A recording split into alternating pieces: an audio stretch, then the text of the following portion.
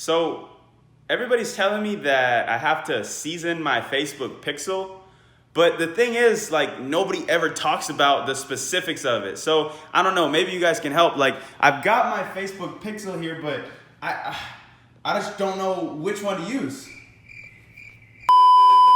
What's up, guys? It's your boy Jordan, back with another e-commerce video.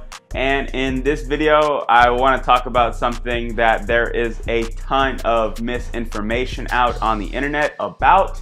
I want to talk about the Facebook pixel and pixel seasoning, the myth behind all of that, and what you need to know about how to properly optimize your Facebook pixel. If you like the quality of my content, give me a thumbs up and hit that subscribe button down below. I would really appreciate if you join the family. Also, guys, I just dropped an awesome case study on how I went from $0 on a brand new Shopify store to over $1,000 a day in under 72 hours. This case study is completely free, and you can actually find the link to that in the description down below. But hey, without further ado, let's get right into the video.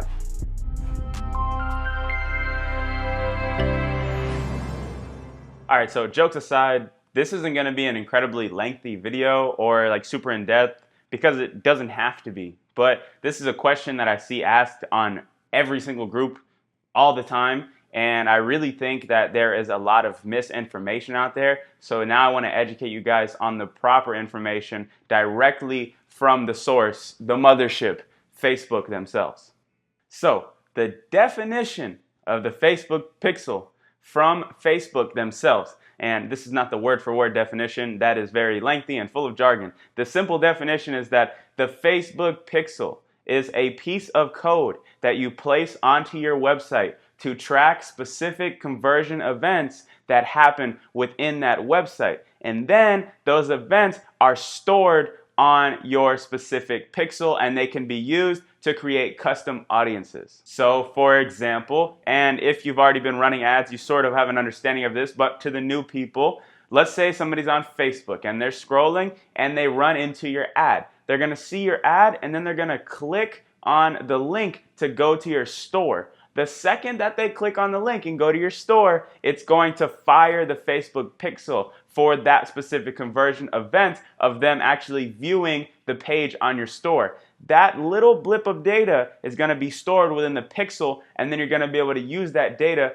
for future things. And then also, if the person clicks add to cart, that's going to take them to another page, which in turn is going to fire the Facebook pixel again. And that piece of data will be stored. And this process goes all the way down until you hit the purchase objective. And you can even have more objectives after that, depending on how deep your funnel goes. So you may be asking, oh, well, you have your store for a while. You've been running ads for a while. Like, your Facebook account and your pixel is way more optimized than mine. So it's actually way easier for you to drive traffic and get purchase to your store. This is incorrect. So you have to understand that 99% of the optimization that occurs through Facebook is actually happening on the ad set level within that ad set. That is where the majority of your data is stored. It is not stored on the Facebook pixel itself. The pixel stores data, but it does not store the optimization and the learning information that Facebook uses to optimize and deliver your ads at a higher performance rate. And I mean, a perfect example of this is that case study that I did. And I'm not saying this to get you guys to go watch the case study, even though I think you should. The case study is a perfect example because I did that on a new ad account and a new Facebook pixel. It wasn't like I was using my old, as some people would say, seasoned pixel. It doesn't make any particular difference in terms of the success that you're able to generate with Facebook ads. Now, I will say one thing though that you should consider is that there definitely is a little bit of optimization stored within your ad account level, but it is a very, very small amount. Like I said, 99% of your optimization is going to happen strictly on that ad set level. So that's what you need to focus on, is targeting the right audiences and delivering good products to those audiences. That is how optimization is going to occur. You don't have to follow some crazy strategy to build up and season and cook your pixel until it's nice and hot and steamy and ready to be served. Like, that even sounds silly. Like, those analogies, they're not realistic, and it's not the reality of it all. So I'm not entirely sure why a lot of these people come out here and like teach you like how to season your pixel and all this stuff. It's not the reality. It's not how it works. You can find success on a new ad account, on a new pixel. It's very possible because, like I explained to you, the pixel is just there to capture and store data.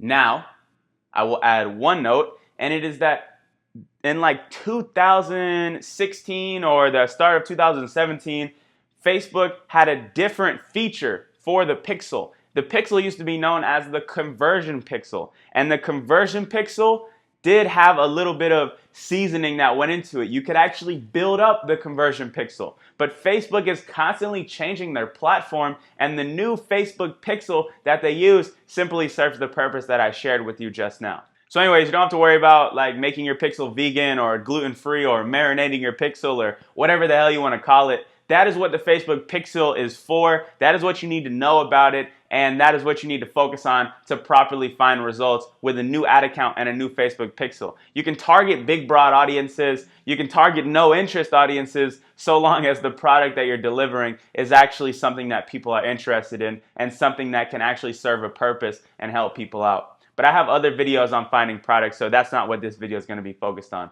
Anyways, guys, that is my quick wrap up of how to season your Facebook pixel, or basically why Facebook pixel seasoning is not a reality. Hopefully you guys got some value from it. Like I said, just a little brief video. But anyways, if you like the quality of my content, like I said in the beginning, just hit that subscribe button and hit the like button as well. I'd really appreciate that. And guys, that case study is pretty banging. People are going crazy for it. They're telling me it's awesome, some of the best stuff they've ever seen, and it's free. So you can go check that out down below. It's literally, I show you the products, the store, the targeting, the video ad, like everything that it took me to get that store up to the point that it's at now. But anyways, guys, that's all I have for this video. I will see you all in the next one.